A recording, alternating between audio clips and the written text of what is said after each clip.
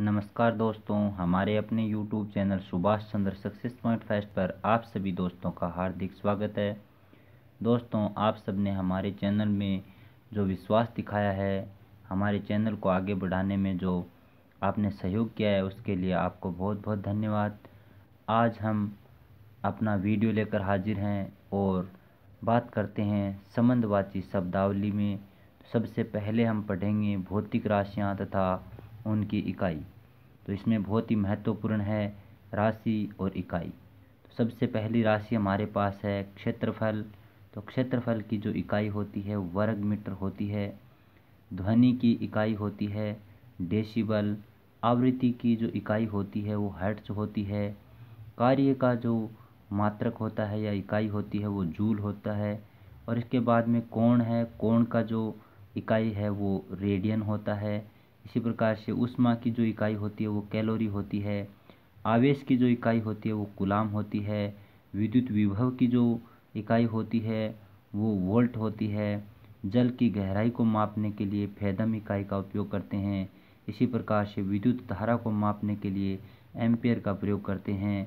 ये जो मात्रक हैं, इसके बाद में आगे देखते हैं तापमान की जो इकाई होती है वो सेंटीग्रेड होती है। ऊर्जा की जो इकाई होती है वो जूल होती है। भार की इकाई होती है वो किलोग्राम होती है। बल की जो इकाई होती है वो न्यूटन होती है। समय की इकाई होती है वो सेकंड होती है। आयतन की जो इकाई होती है वो लीटर होती है। दाब की जो इकाई होती है वो पास्कल होती है। विद्युत शक्ति की इकाई किलोवाट होती है। सोने की शुद्धता को मापने के लिए कैरेट का उपयोग करते हैं। इसी प्रकार से प्रतिरोध को मापने के लिए ओम का उपयोग करते हैं। तो ये कुछ भौतिक राशियाँ तथा उनकी इकाई थी। इसके बाद में हम बात करते हैं जीव एवं उनके बच्चे। तो सबसे पहला जीव मुर्गी है। मुर्गी के बच्चे को चूजा कहते हैं। चीता होता है, चीता का जो बच्चा होता है उसको शावक कहते हैं। कुत्ता का जो बच्चा होता है उसको पिल्ला कहते हैं। बिल्ली का जो बच्चा होता है उसे बिलौटा कहते हैं। मनुष्य का बच्चा होता है उसको बच्चा कहते हैं। तितली का जो बच्चा होता है उसे लार्वा कहते हैं। ऊँट का बच्चा होता है उसे टोरडा या टोरडी कहते हैं। मेंढक का बच्चा होता है उसको टेडपोल या छुछ मछली कहते हैं। इसी प्रकार से जो शेर होता है उसके बच्चे को शावक कहते हैं। और भैंस का जो बच्चा होता है उसे पाडा या पाडी कहते हैं। भेड़ बकरी का जो बच्चा होता है उसे मेमना कहते हैं। सर्प का बच्चा होता है उसे सपोला कहते हैं। कीट का बच्चा होता है उसे लार्वा कहते हैं। और गाय का जो बच्चा होता है उसे बछड़ा कहते हैं। घोड़ा का जो बच्चा होता है उसे बछेरा कहते हैं। अब हम अगले टॉपिक में देखें तो व्यवसाय व उनके औजार। तो व्यवसाय में सबसे पहले आता है तो योद्धा आता है। योद्धा हथियार से काम करता है। इसी प्रकार से नाई है। नाई किससे काम करता है? कैंची से काम करता है। वास्तुकार होता है तो वो नक्शे से काम करता है। लुहार होता है ये निहाई से काम करता है। और इसी प्रकार से जो दर्जी होता है ये सिलाई मशीन से काम करता है। अध्यापक हमेशा चौक से काम करता है। कसाई है वो अपना काम छुरी से करता है। लकड़हारा काम करता है कुल्हाड़ी से। और मोची काम करता है टेकुआ या सूजा से। खगोल शास्त्री दूरबीन से काम करता है। कुम्हार चौक से काम करता है। माली खुरपी से काम करता है। बढ़ई आरी से काम करता है।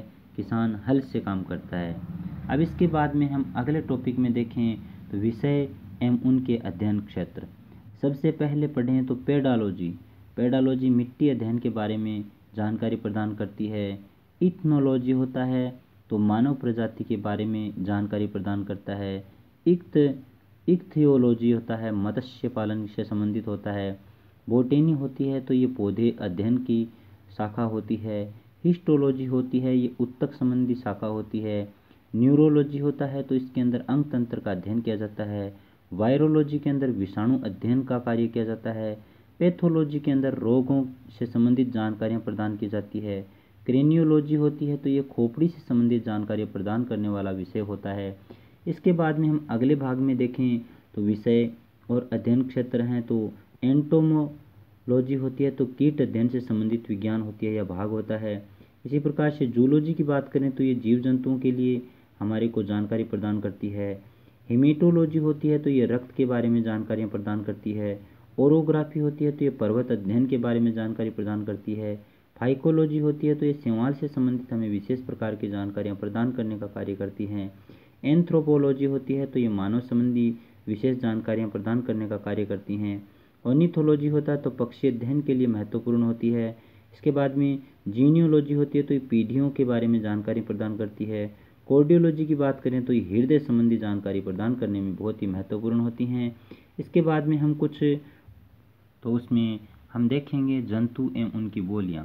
तो सबसे पहले हम गधा की बात करें तो गधा रेंकने का काम करता है, मोर कीकना का काम करता है, बकरी है वो मेमे या मिमियाना का कार्य करती है। इसी प्रकार से ऊँट है वो बलबलाने का कार्य करता है, कुत्ता भौंकने का काम करता है, मक्खी भिनभिनाट के साथ अपना आवाज़ निकालती है, घोड़ा हिनहिनाता है। इसी प्रकार से शेर है, शेर दहाड़ने का काम करता है, रींछ गुर्राने का कार्य करता है, कोयल कूँ कूँ करती है, चिड़िया चीं चीं करती है, कौवा काँव काँव करता है, गाय रंभाने का कार्य करती है, हाथी चिंगाड़ने का कार्य करता है। तो ये कुछ महत्वपूर्ण जानकारियाँ थी और हमारा आज का वीडियो था। आज है दिनांक 30 सितंबर 2021, जिसमें हमने कुछ विशेष जानकारियाँ प्राप्त की हैं। आपको हमारा वीडियो कैसा लगा? अगर अच्छा लगा है तो आप हमारे चैनल पर नए बंदे हैं तो आप सब्सक्राइब ज़रूर करें, लाइक करें, शेयर करें, सभी दोस्तों तक महत्वपूर्ण जानकारियाँ हैं, महत्वपूर्ण वीडियो हैं वो पहुँचाएँ।